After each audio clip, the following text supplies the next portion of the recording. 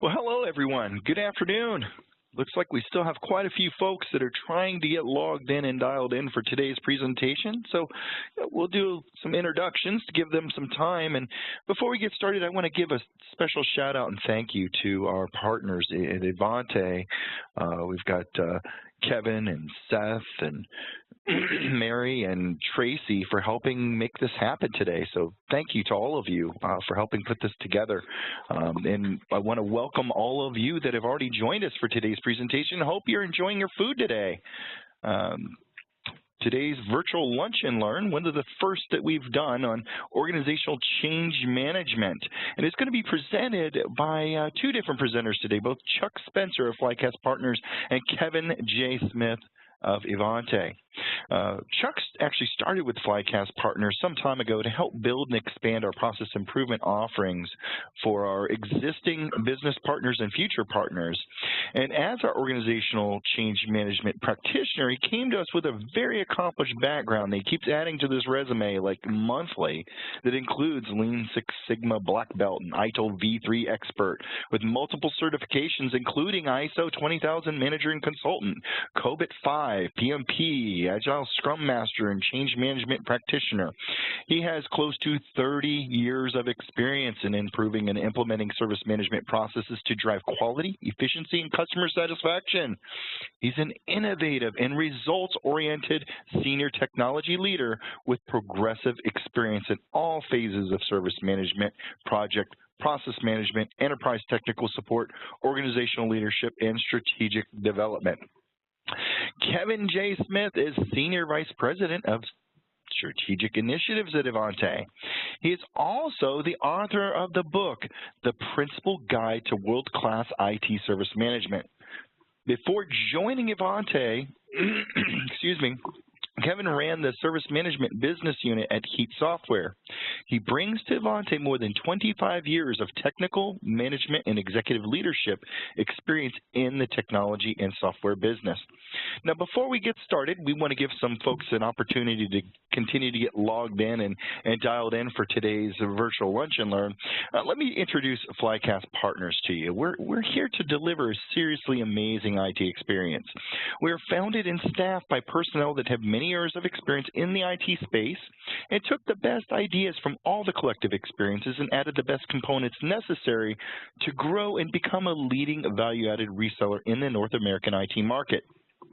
We offer best-in-class implementation services and training in ITSM, ITAM, workload automation, capacity optimization, artificial intelligence, all using ITIL best practices. Oh, and by the way, enterprise service management to help your business stakeholders all come together. Our professional services can easily scale up or down to meet the IT needs of any customer, regardless of your size, complexity, or budgetary restrictions. We offer implementation services both on-site and remote, as well as training to help reinforce your company's long-term IT success. Our ongoing remote administration support service offerings will enable your organization to also focus on those normal day-to-day operations that will save you precious time and money.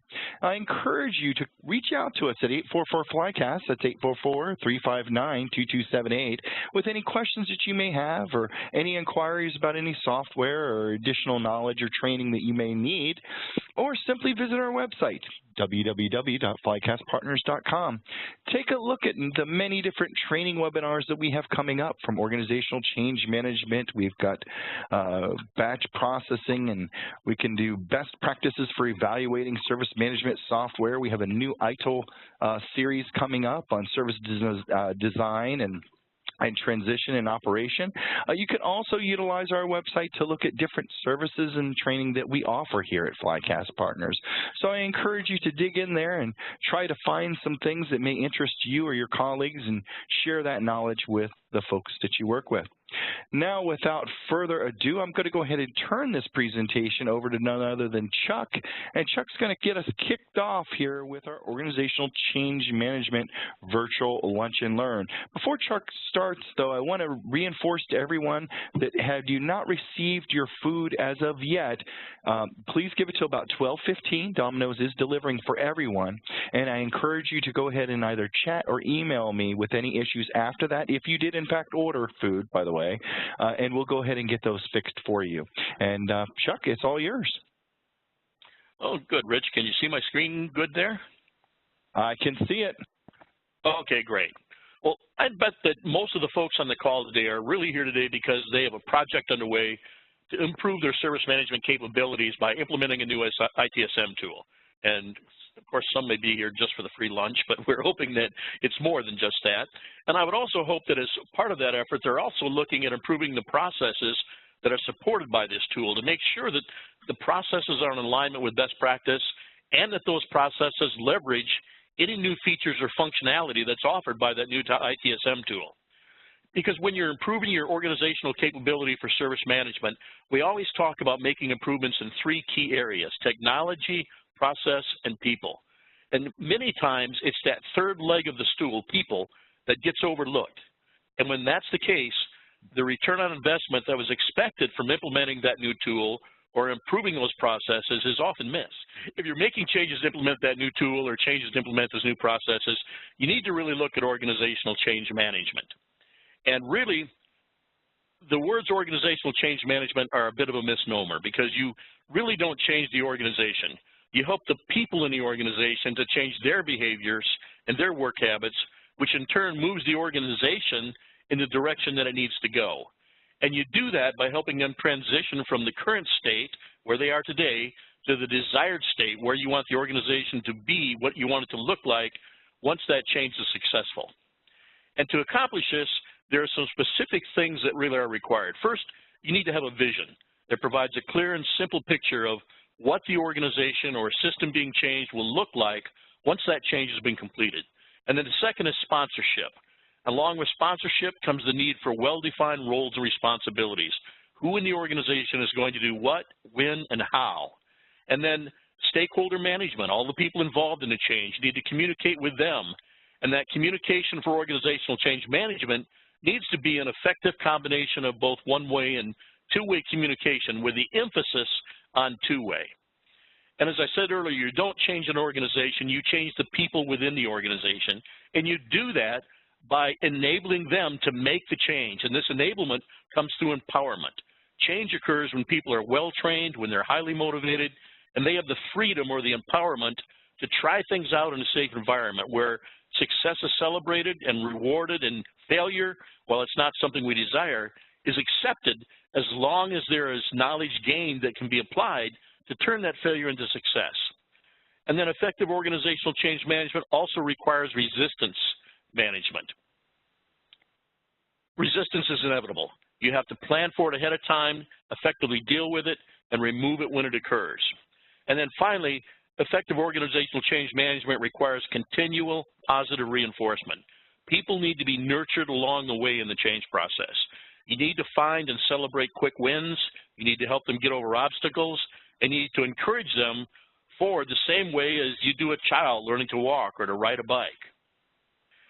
So, as I said, it all begins with the vision, and the vision outlines how the organization wants to be seen by the outside world once that change has been completed.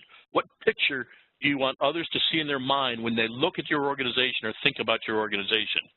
Now, Joseph Kotter, who is a well-known leader in the area of organizational change management, takes this a bit further by saying it's not just a picture, but it also offers in some way a reason why someone should strive to achieve or create that future. What is it about the vision that would attract someone to it or encourage them to achieve it? Now, I don't really want to get into whether you agree with Donald Trump or disagree with Donald Trump, but the vision that was created by his campaign of Make America Great Again is a good example of this. How could anyone not want to get behind that and do that? And so your vision needs to be that same kind of compelling message that drives people towards that change. Now, once you have the vision, there needs to be sponsorship of that vision. And this is a must-have for the organizational change effort. Transforming the way you do business today requires significant sponsorship from the top level of the organization. And this means top-down commitment from the organizational governing body, whether that's an executive board, a steering committee, or just a group of top leaders and people within the organization. But that top-down commitment has to be exemplified by a visible, sustained commitment. and involvement of those change sponsors all the way through the initiative, including any learning events that take place or any significant stakeholder meetings. They have to be there, they have to be present, they have to be supporting and show that support. The sponsor needs to also select and support other resources across the organization to act as change agents and allow them to do that. And that means ensuring that those individuals have the appropriate skills and training in the facilitation of change and the time needed to act as change agents.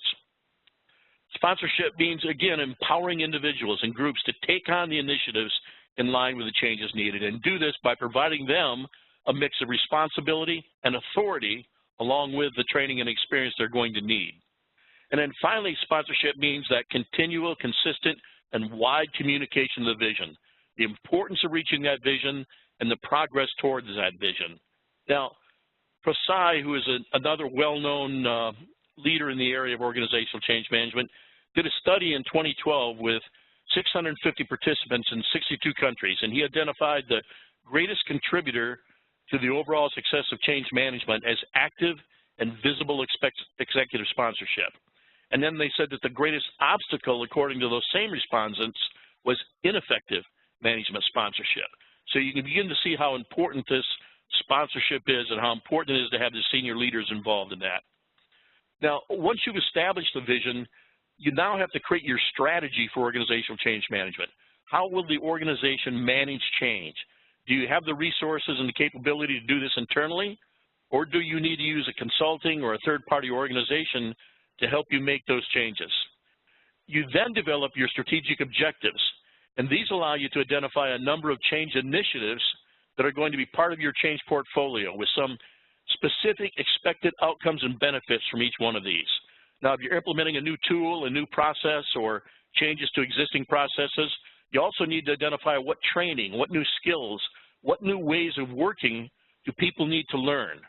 And you need to do this in short, achievable time frames to keep the momentum going, and of course, constantly check to ensure that the results is actually contributing to the vision and actually contributing to your scorecard of where you want to be both with the vision and where you need to be doing as an organization. Now, there are some key roles and responsibilities for organizational change management that we need to talk about. And we've already talked about the change sponsor and how important they are, but we also need to talk about the change manager, the change agents, the line manager, and then the targets for the change. Now, the terms change manager and project manager are not synonymous. There's a fundamental difference between change management and what a change manager does, and project management and what a project manager does. And when I'm talking about change manager here, I'm talking about the organizational change manager, not your infrastructure change manager who's doing your CAB meetings, that sort of thing. But an organizational change manager and a project manager are two different. A project manager works to achieve project completion. They manage budgets, they manage events, they manage timelines. They're trying to complete a specific objective. The focus being on completion. There's very little gray, it's all black and white. It's completed or it's not completed. A change manager, on the other hand, focuses on the implementation and on the transition of people from the current state to the desired state by helping them manage their beliefs, their behaviors, communication, overcoming resistance, making sure that they get the education and training that they need. Nothing here is black and white, it's all gray. So it's a very different set of skill sets. A change manager is defined by his or her knowledge and competence in organizational change management, just as a good PM is defined by his or her knowledge and competence in PMBOK or PRINCE or whatever methodology you're using. Now, most organizations are willing to spend on acquiring and training PMs, but unfortunately, this is not often the case for organizational change management, and instead they rely on PMs to understand and deliver organizational change management, which also or often creates a conflict. And so it's not to say that there is not an element of OCM in every project and that PMs have no understanding of OM, just that they rarely have developed the softer skills and knowledge required for OCM.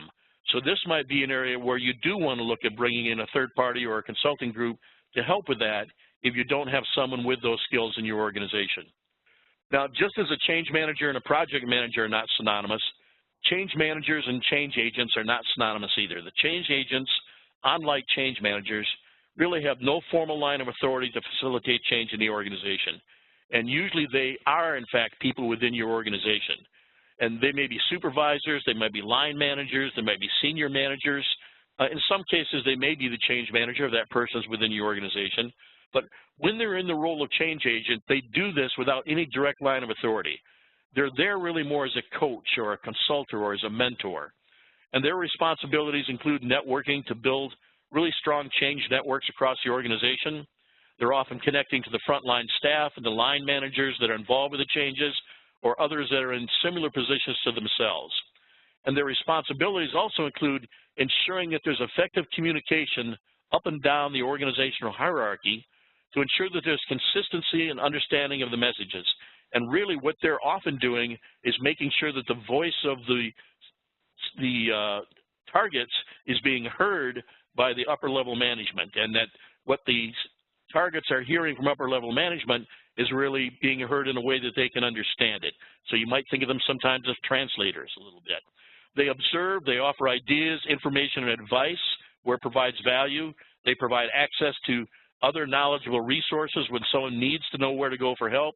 Usually these are people who know where everything is at within the organization and how everything works and how making a change here is going to affect something somewhere else.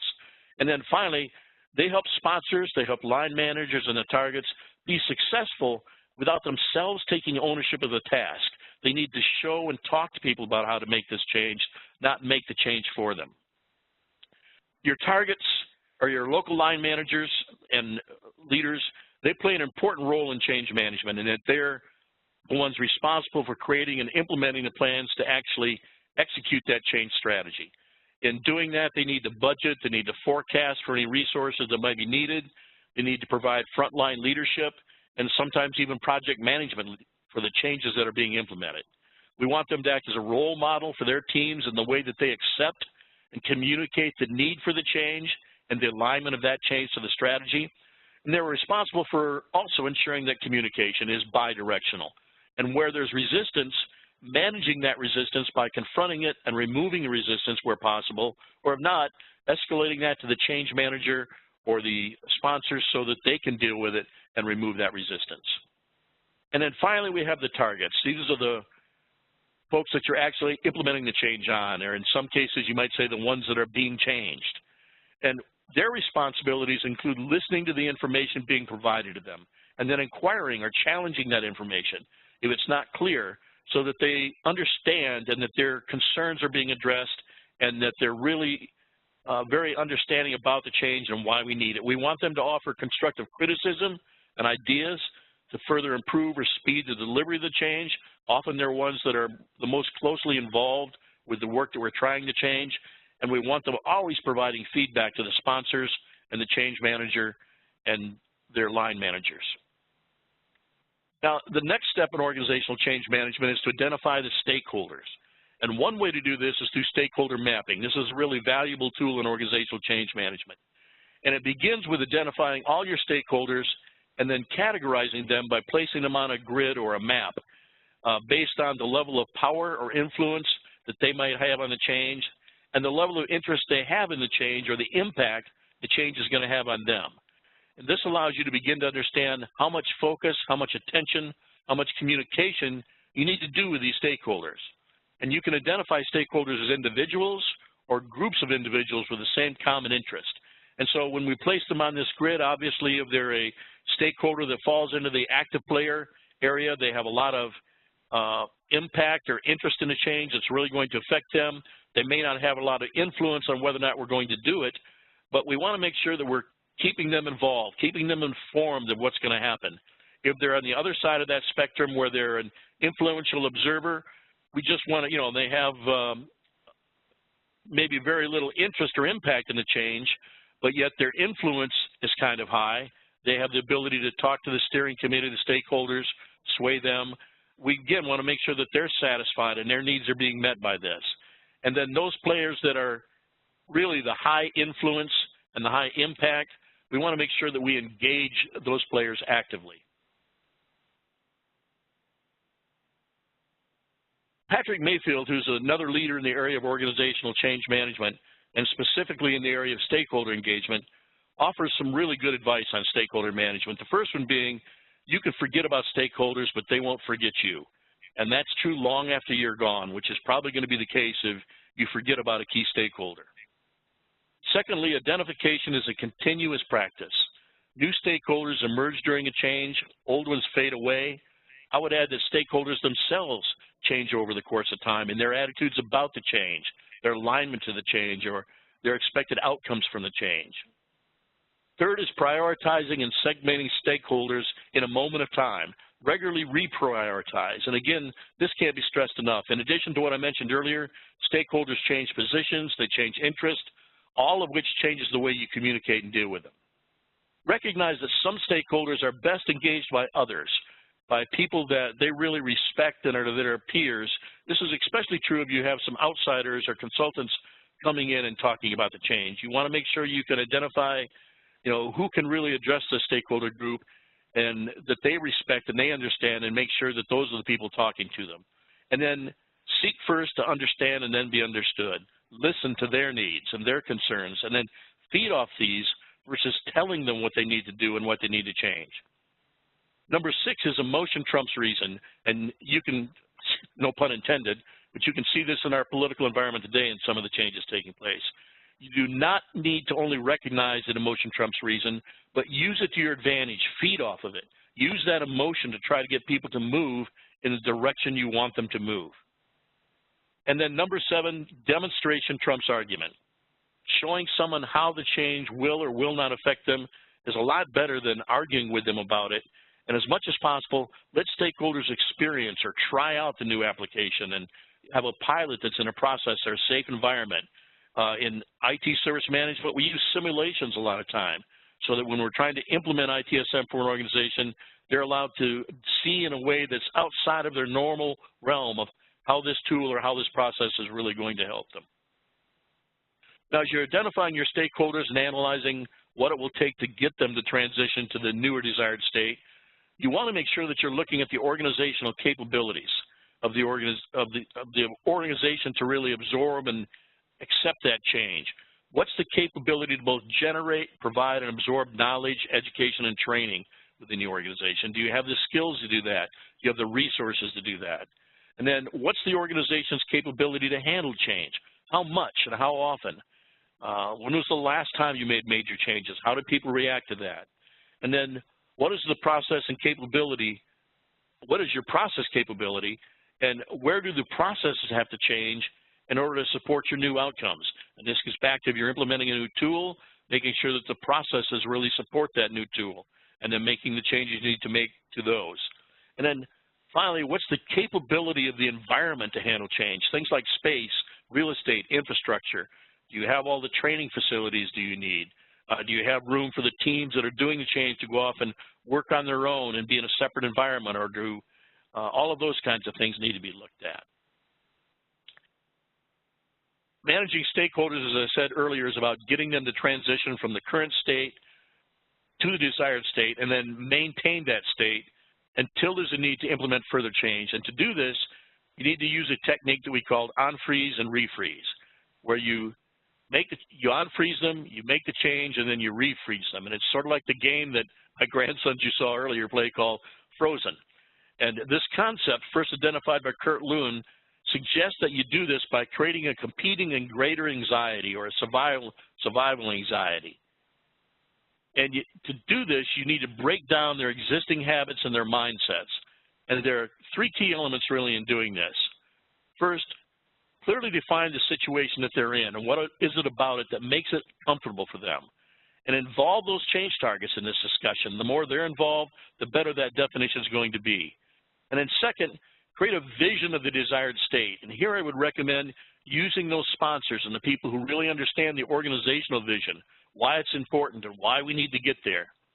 And then third, identify all the forces that will both drive and resist the change, and then try to increase or leverage the driving forces while decreasing or removing the resisting forces that you've identified. And then once you've set the stage for change, it's time to take the people through the change. And here you want to create a safe environment where they can learn, allow them the experience of the change, and then recognize that during this stage, there's going to be confusion when the change is first introduced. Allow for that. Stakeholders will often challenge the need or the of the change or want clarification of why we're doing this and what is we're doing about it. This is where you have to stay consistent in communicating the vision and the value of the desired state. And then the last stage is to refreeze them. And this is a stage where you want to make sure that those new work practices become their habits and their new way of thinking, and it's the norm. And when people start to fall back to what they did before, change managers and leaders need to step in and make sure that we start doing it the way it needs to be done and not the way we've always done it in the past. Now, in parallel with developing your stakeholder management plan, you need to begin to develop your communication plan. It's important that this begins at really the very start of your change effort, because you're going to start communicating from that point forward. And it begins with developing a communication strategy that outlines the overall communication objectives for these change initiatives, the key messages that need to be delivered, and the approaches that you're going to use to deliver these. And then comes the development of the actual plan itself. How are you going to deliver the strategy in terms of who does what, when, how, and to whom? And then, by the way, this is where another type of change management comes into play, because as the plan itself changes, you need to subject that to a change management process. Make sure that any changes that you're making to this plan are analyzed for risks that they might present, and that they're approved by your steering committee, and then, of course, recorded. Then, of course, then comes the actual carrying out of the activities according to the schedule developed in this plan. And throughout the change effort, you are measuring the effectiveness of the communication to ensure that the objectives outlined in the change strategy are, in fact, really being achieved. Now, there's a difference between the communication strategy and the communication plan itself. The strategy centers on understanding the organizational context. Why are we doing it? Why are we changing? What are the drivers? What's the nature of the change and the culture and the environment in which the change is taking place? And then analyzing, as I said, the audience and the stakeholders. Who are the people we'll be communicating with, and where are they in terms of their awareness to the change, the reasons for it?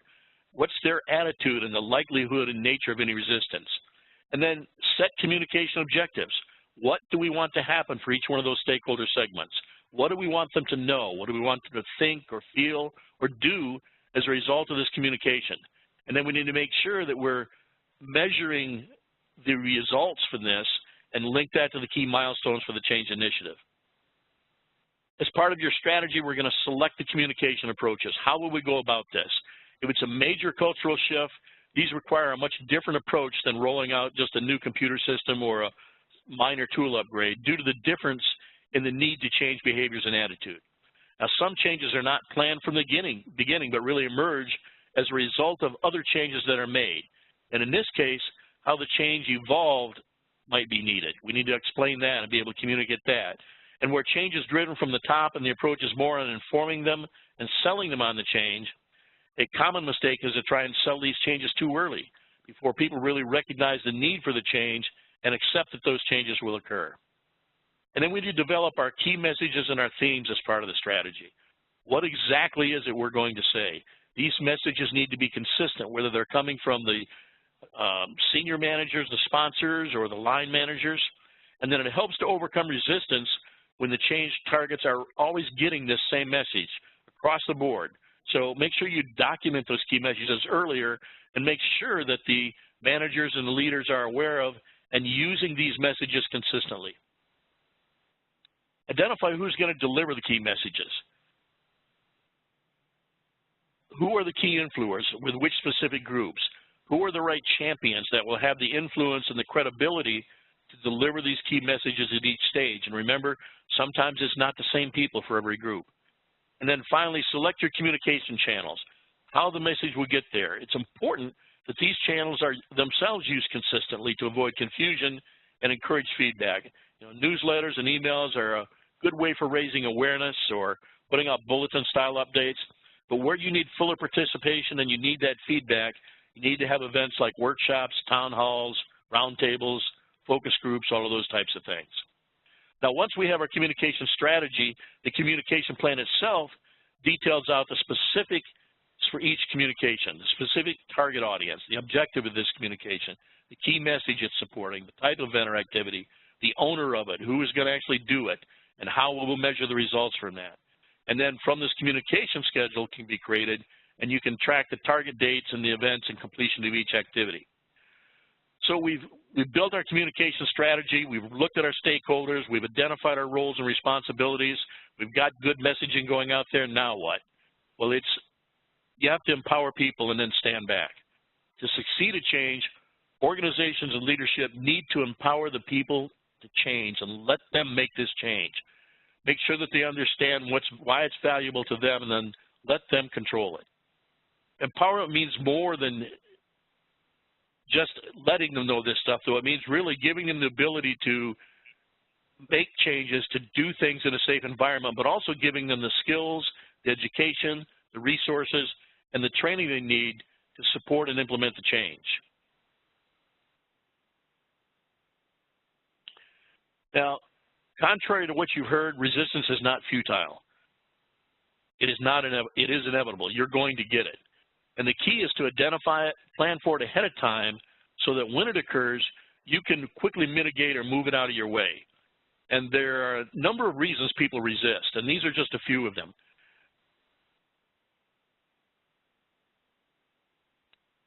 First is just a loss of control over territory.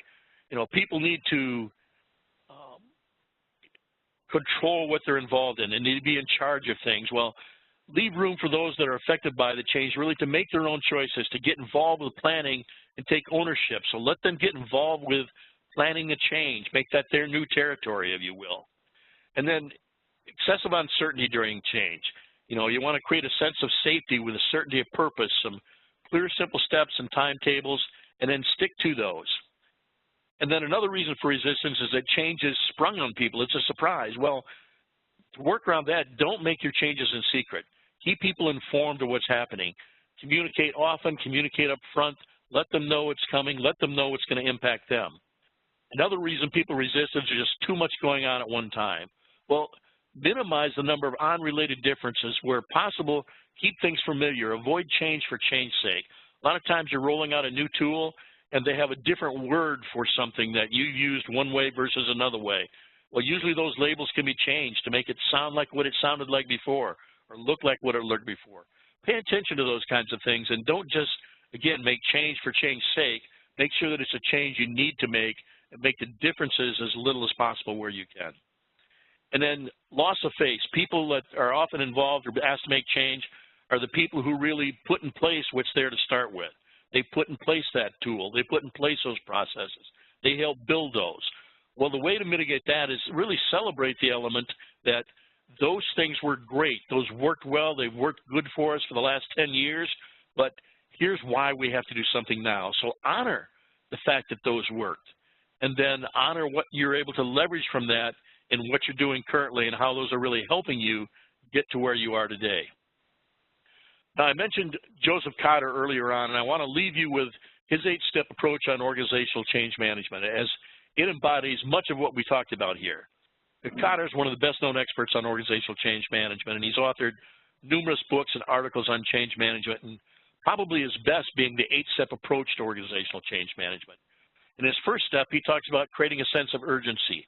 Speak to much of what we discussed moments ago. Kotter believes that it's essential that a majority of the organization employees, 75% of its managers, and virtually all of the top executives believe that there's an organizational urgency to change.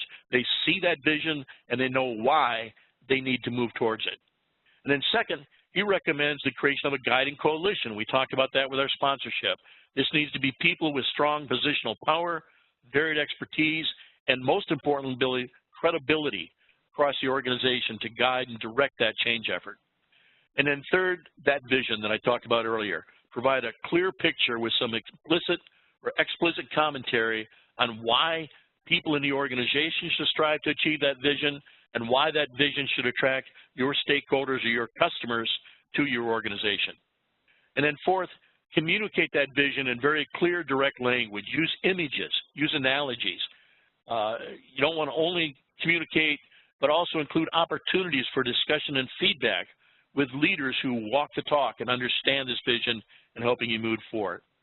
And then fifth, empower the employees by ensuring that the organizational systems, the structures, support employee action. They provide training, they reward contribution, and remove or sideline managers or others who get in the way.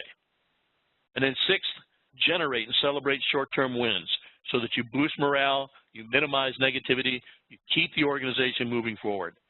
And then seventh, there's always going to be the pressure to revert to the old ways of doing business. And here you have to encourage that guiding coalition, those sponsors, those senior managers to press on and really deliver even more change with clear leadership and direction from the top. The quickest way to get people to accept change is put another change out there in front of them that they've got to move forward that requires them to do the change that you're trying to put in place. And then eighth, someone says, culture eats strategy for breakfast, and it sometimes eats change as second course. Not quite sure who said that, but you have to continually identify aspects of the old culture that threaten the change and address them by recognizing the value they provided the first time in their own place, and then highlighting the benefits and value of the changed way of doing business and strengthen the new culture. And this sometimes means making some very tough decisions and replacing people who are too stuck in the old culture by promoting those who embraced and lead the transition to the new way of doing business. Well, now we want to look at a different dimension of organizational change management, and to do that, I'm going to turn this presentation over to Kevin Smith. Hey, thank you, Chuck. Can you hear me okay? I certainly can. Okay, yeah, so that was a great overview. Thank you, Chuck, and it gives us a lot to think about. And, you know, in taking on a major initiative like organizational change management, or for that matter, other things that we have to do in IT service management and across IT, we need some help. It's hard to do this on our own. And the good news is we have more help today than we've ever had. So, Chuck, if you go to the next slide, I'm going to highlight a couple of things that have been popular topics of discussion in the market today, and that's automation and AI. There have been times when we talked about AI, for example, and it really wasn't up to the task. But today, we are more comfortable with AI, artificial intelligence, and it's more capable. AI really suffered from unreasonable expectations for many years, and I'm combining automation with that because automation and AI, they are not the same thing, but they're closely related. Maybe we could call them cousins. And this is not about technology. It's really about people, because what automation and AI do best is when we leverage them properly, they make people better. They let people do what they are uniquely capable of doing. So let's talk about that a little bit more. So the key thing is that AI, and some of you may disagree with this, but I'm going to say, and I'm confident this is accurate, AI and automation are essentially useless without human experts mentoring them through a process, meaning that what AI and automation do best is they capture the knowledge of people, and then they allow us to leverage that in a way that is predictable and reliable. But without the knowledge and experience of people, there's no content, there's no value that we can put into automation and AI. And so I like to think of this and encourage you to think of this as these technologies are guided by human experts. So we take our best people, and ultimately what happens is it becomes a partnership. There's this school of thought in the market that AI somehow threatens people or threatens humanity, and I think that's absolutely wrong. I think what this is it's a partnership where we say AI and automation are going to do what they do best, and it's going to allow people to do what they do best. And so what it does is it makes this partnership makes technology better, and it makes humanity better, because there are some things we can do with humanity that AI and automation just can't do. I don't care what people say, the ability of AI is limited. What AI can do, it does very well, but today it can do 1 or 2% of what humanity can do in terms of advanced reasoning and thinking and logic. And so let's embrace this idea of a partnership where humanity and AI and automation lift each other up. And together we could be way better than we could be just on our own. And I think this is really just the beginning. So let me give you some examples. So yeah, those are kind of big sweeping statements. I'm going to give you some examples of what automation and AI do really well. The first thing is that they are very fast. And let's give technology credit where credit is due. Technology's way faster than humans can be. They can do things in milliseconds, in some cases in microseconds, that take people a little bit longer. The other thing is that once we automate something, it is perfectly consistent.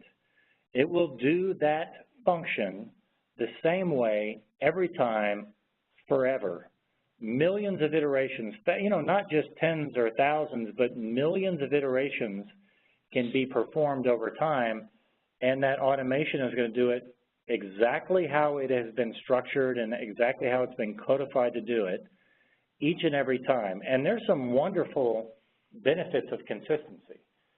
Automation is essentially wonderfully stupid because it knows exactly what we tell it, and that's all it knows. And you could make a case that AI is getting a little bit smarter over time, and I'm going to talk about that. But the key is once we have it configured, it will do it wonderfully consistent every time, and then we can count on it. In the partnership, back to the partnership, we can count on automation to be very consistent. It can be an AI, it can be an email listener, it can be a business rule, it could be a workflow, and you watch them do their job, and they're going to do it exactly how we've told them to do it. Now, learning is an interesting topic because as AI continues to get better, and I think we could say today that we do have learning systems. We have systems that are able to learn over time, and I'm going to use an example because this used to be very abstract when we talked about AI. And I'm going to give you a few examples. Number one is IBM, say what you want about IBM, they've done a good job in their marketing campaign with Watson.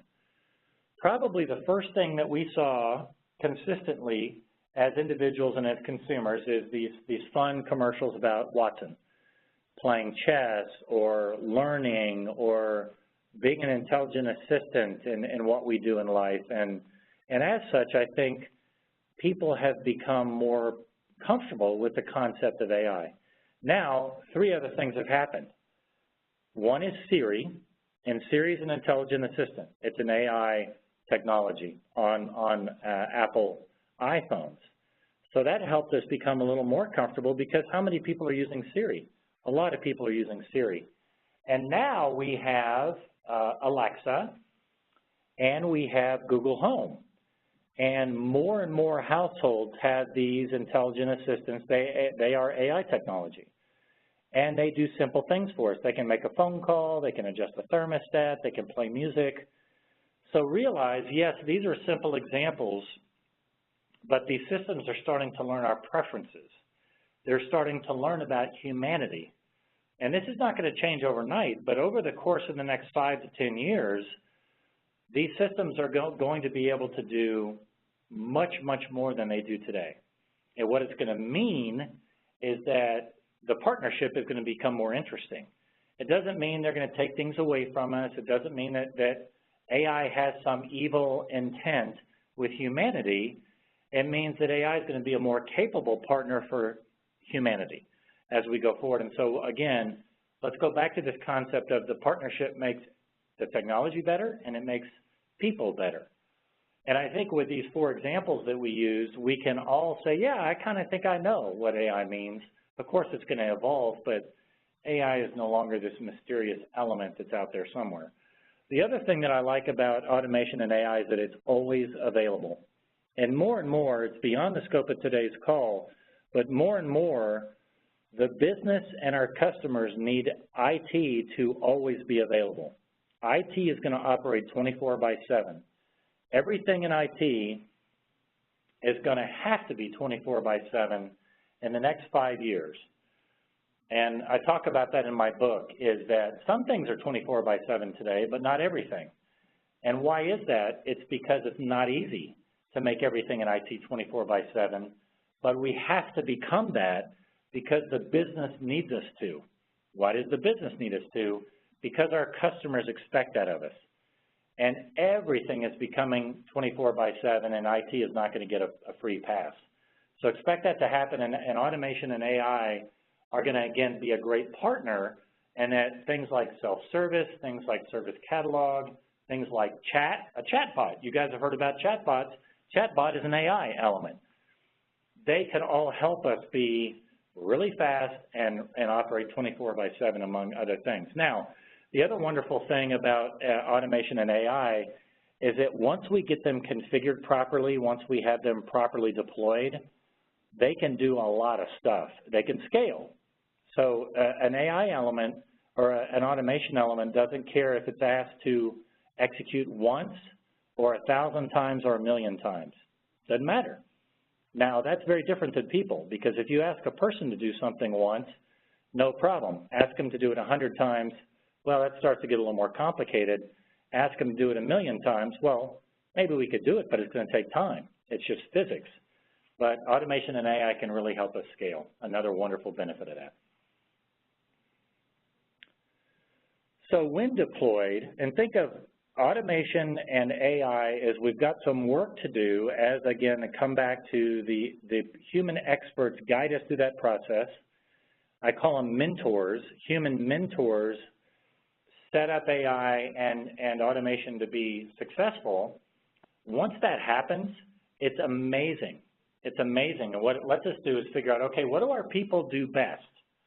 So automation and AI are going to offload some of the stuff that takes our time every day, and let's just use round numbers. Let's say it's going to take half of what people have done manually in the past, and it's going to allow us, think about that. You get half your day back, and it lets us think for the first time about how we best leverage humanity.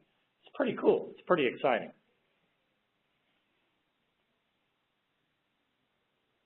And so I'll close with almost anything becomes possible.